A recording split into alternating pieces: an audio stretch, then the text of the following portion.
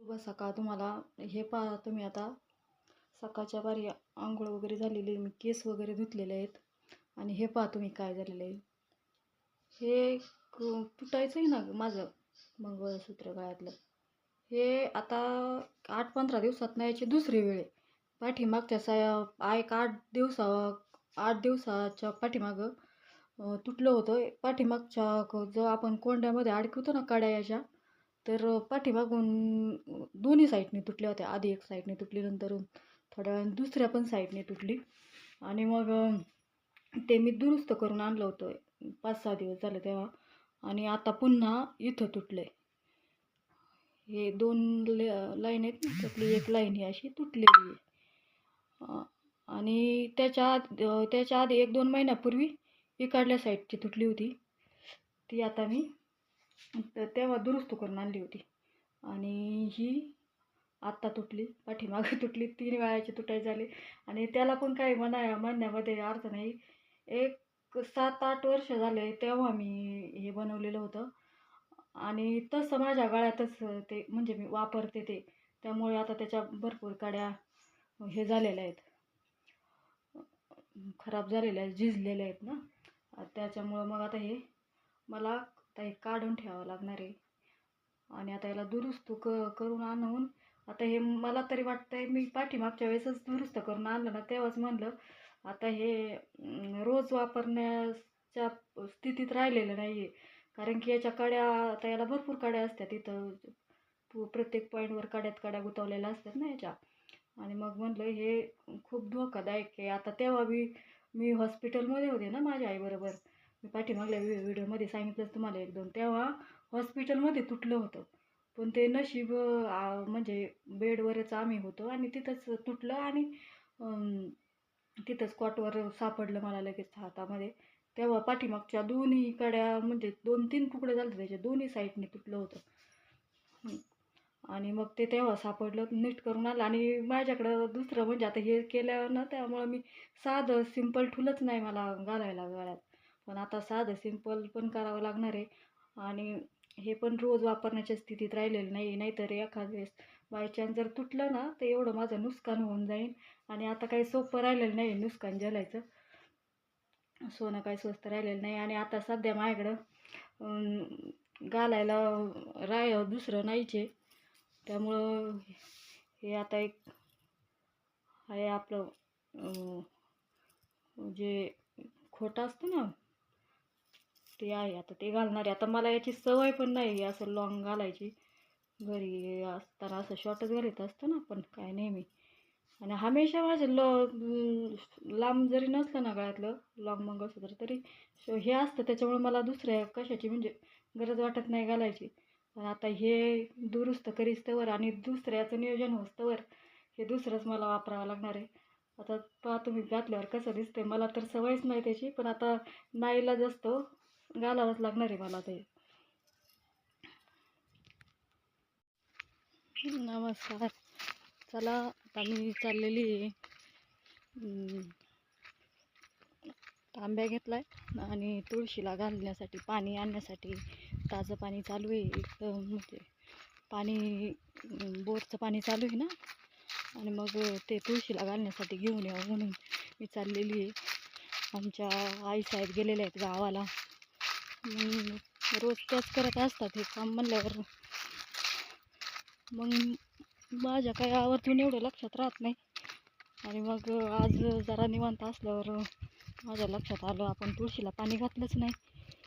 आणि 2-3 दिवस झाले ते गेलेल्या, आणि अजून 2 दिवस ते येणार नाही आहेत. त्यामुळं मग मी आलेली इथं पाणी न्यायला. आणि हे पहा आता हे पाण्याचं नियोजन आम्ही कसं केलेलं आहे दाखवते तुम्हाला.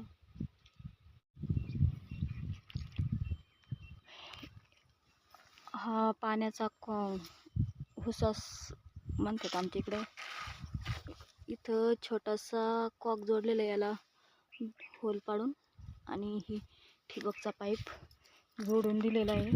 आणि हा पाईप आहे ना, हे इनलाईन म्हणतात ना, इनलाईन ठिबकची पाईप, ती पाईप आहे. आणि त्यांना इथं मध्ये होल असल्यामुळं आहे ना, त्याला इथं पाणी वेस्ट जाऊ नये म्हणून हे चिकट टेप लावलेलं आहे आपला. ते पिवळं पिवळं चिकट टेप लावलेलं आहे. आणि हे पाणी थेट आम्ही इकडं नारळाला आणून सोडलेलं आहे. नारळाच्या खोडाला हे पाणी जातं.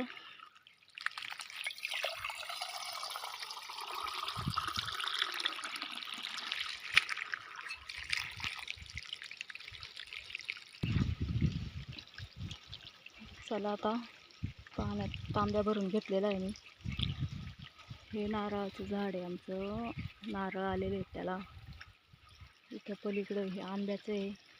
हा काय तो आंबा म्हणतात, तोतापुरी आंब्याचं झाड आहे.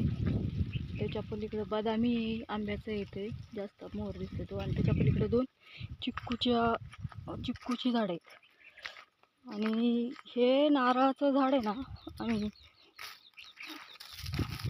नारळाचं झाड आहे म्हणजे याच्यामध्ये लावलं होतं. डाळिंबाचा बाग होता पहिल्यांदा. हे कांदा दिसतोय ना, इकडं डाळिंबाचा बाग होता आमचा. आणि ही सगळीच झाडं आहेत, ही 2-4 आहे, चिक्कूची, आंब्याची, नारळाची झाडं. डाळिंबाची झाडं जिथं गेलीत ना, तिथं जिथं झाड नाही डाळिंबाचं, जे जळून गेले त्याच्या जाग्यावर ही झाडं आणून लावलेली होती. आणि तेव्हा बाग होता. आणि मग आता 7-8 वर्ष झालं आम्ही तो बाग काढलेला. त्यानंतर आम्ही पूर्ण ह्या जमिनीची डेव्हलप केली. हा कट दिसतोय ना मोठा, तर कांद्याच्या वरती एवढा कट, म्हणजे ही तिथून वरती अख्ख्या जमिनीची डेव्हलप केली. आणि मग ही झाडं तेव्हा तशीच ठेवली तिथं त्यांच्या लाईनीमध्येच बांध तयार केला आणि ती झाडं तशीच ठेवली. आणि ती झाडं मध्ये ठेवली.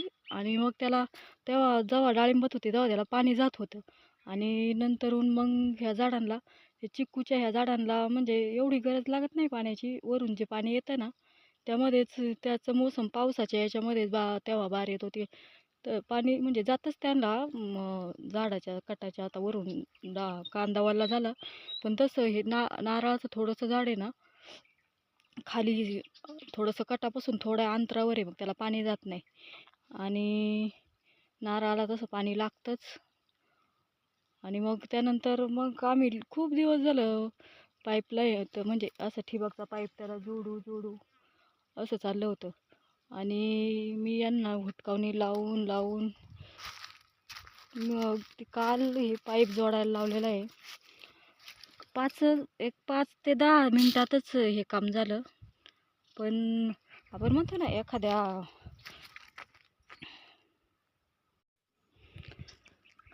तर चला जाऊ आपण पाणी घेऊन. आणि 5 ते 10 मिनिटाचंच काम होतं ते ठिबकचा पाईप जोडायचं त्या नारळाला पाण्याचा.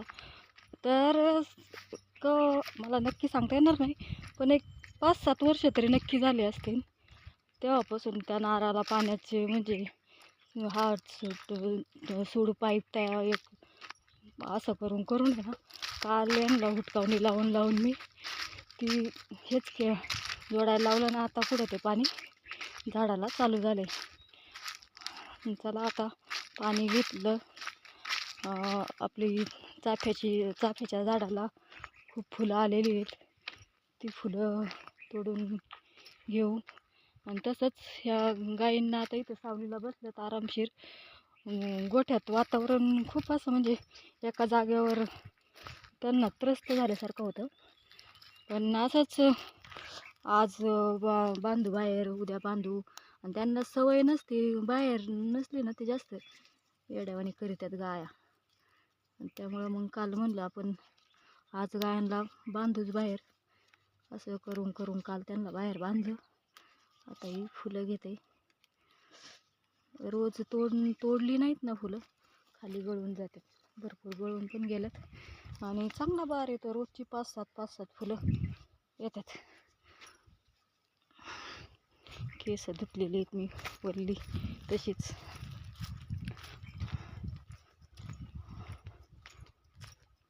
तसं काम वगैरे उरकते माझं.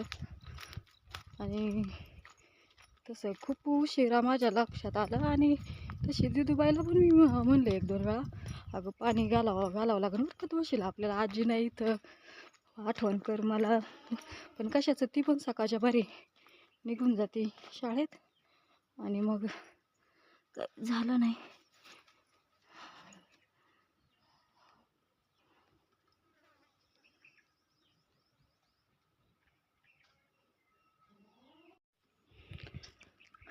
तर चला जाऊ आपण पाणी घेऊन. आणि 5 ते 10 मिनटाचंच काम होतं ते ठिबकचा पाईप जोडायचं त्या नारळाला पाण्याचा. तर मला नक्की सांगता येणार नाही, पण एक 5-7 वर्ष तरी नक्की झाले असतील तेव्हापासून त्या नारळाला पाण्याचे म्हणजे सूड पाईप त्या एक असं करून आहे ना, काल यांना हुटकावणी लावून मी ती हेच जोडायला लावलं ना. आता पुढं ते पाणी झाडाला चालू झाले. चला आता पाणी घेतलं. आपली चाफ्याच्या झाडाला खूप फुलं आलेली आहेत, ती फुलं तोडून घेऊ. आणि तसंच ह्या गायींना आता इथं सावलीला बसल्यात आरामशीर. गोठ्यात वातावरण खूप असं म्हणजे एका जागेवर त्यांना त्रस्त झाल्यासारखं होतं. पण असंच आज बांधू बाहेर, उद्या बांधू. आणि त्यांना सवय नसते, बाहेर नसली ना ते जास्त येड्यावानी करीतात गाया. आणि त्यामुळं मग काल म्हणलं आपण आज गायांना बांधूच बाहेर. असं करून काल त्यांना बाहेर बांधलं. आता ही फुलं घेते. रोज तोडली नाहीत ना फुलं, खाली गळून जातात. भरपूर गळून पण गेल्यात आणि चांगला बार येतो. रोजची 5-7 फुलं येतात. केस धुतलेली आहेत मी, वरली तशीच.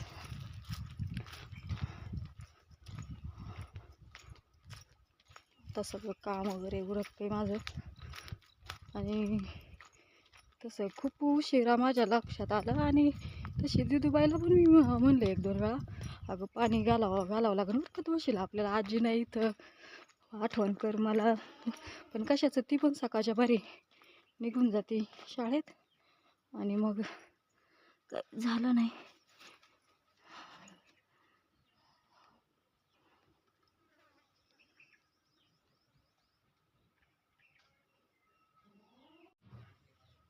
छोटंसं तुळशीचं झाड लावलेलं आहे. इथे ही फुलं आणि हे तुळशीला पाणी.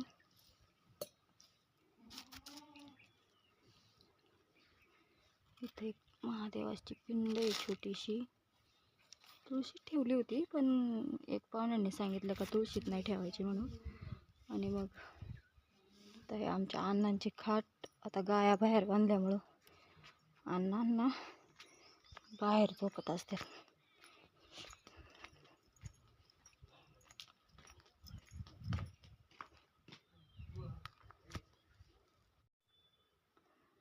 आपल्या देवाऱ्यावरती सुद्धा फुलं ठेवून घेतलेली आहे अशी. चला बाय बाय.